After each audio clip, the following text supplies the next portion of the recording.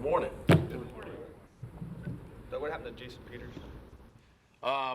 Nothing much. I mean, he just, quite honestly, really don't know. Just felt something, Okay. but he's fine. Play. Yeah, play. Yeah, he's fine. How about DeSean? DeSean's out. Yeah, he's out.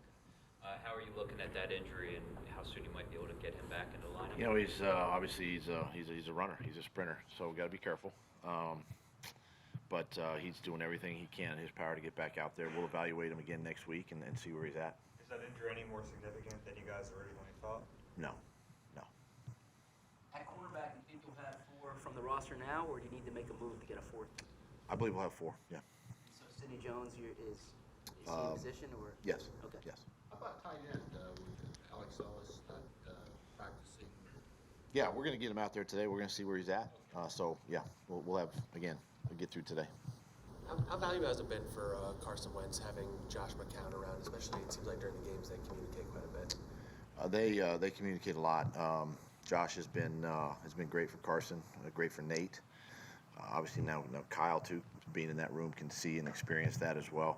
But Josh is a veteran quarterback, many years in this league, many teams, many offenses. I mean, this guy, a lot of valuable experience, and he does a great job from a preparation standpoint, a mental standpoint, and just how he talks with Carson, and it's not a threatening way. It's a way that just another set of eyes for Carson, and it's really helped him.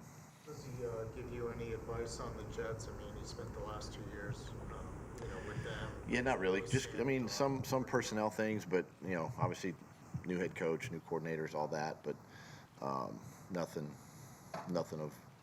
Not Sam Darnold or anything. No, he was young. I mean, he spent a lot of time with Sam, just trying to coach him up, and get him ready to play, his rookie year. But nothing more than that. Are you expecting Darnold to play? I don't know. I really don't know. I mean, supposedly they got to do some more testing on him, so we'll find out probably later today when the injury report comes out. Doug, how can Matt Burke help you, though, in planning, being that he worked with Adam Gase? Say that again? I'm sorry, I was thinking something else. Yeah, sorry about that. How can Matt Burke help you guys with game planning, being that he did work with Adam Gase for a while? Yeah, I mean, he did work with him, so he has a little understanding of how Adam thinks. But Matt's been a great addition to Jim and the defensive side of,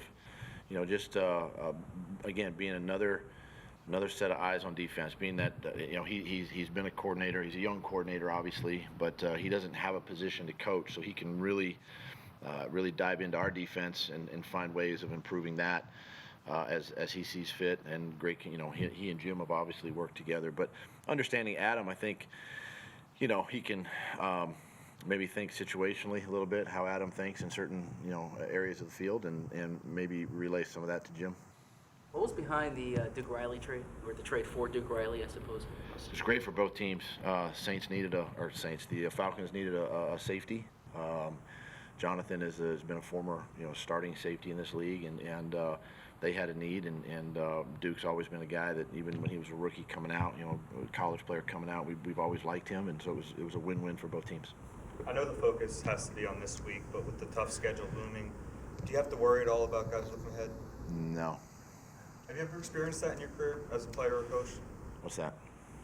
Teammates or you looking ahead to games past the current week?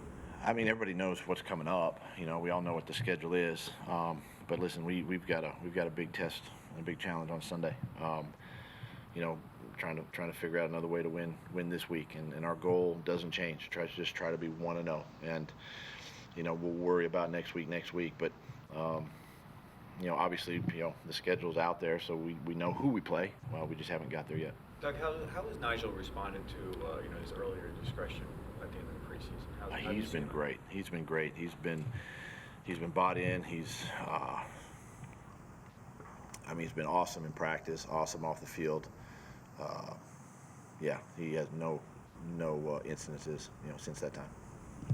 This is a bit of an off-the-wall question, but on the practice field, you have a red line, along the side. Yes. And I see it incorporated in the receivers running routes. What is the significance, or what is that? It's basically a visual landmark for receivers and quarterbacks. You know, we try to use that red line as vertical throws, try to keep the ball around that, you know, within a yard or two of that red line. Anything outside of that, as you know, is the sideline, and balls don't get complete out of bounds. So we try to use that as a landmark.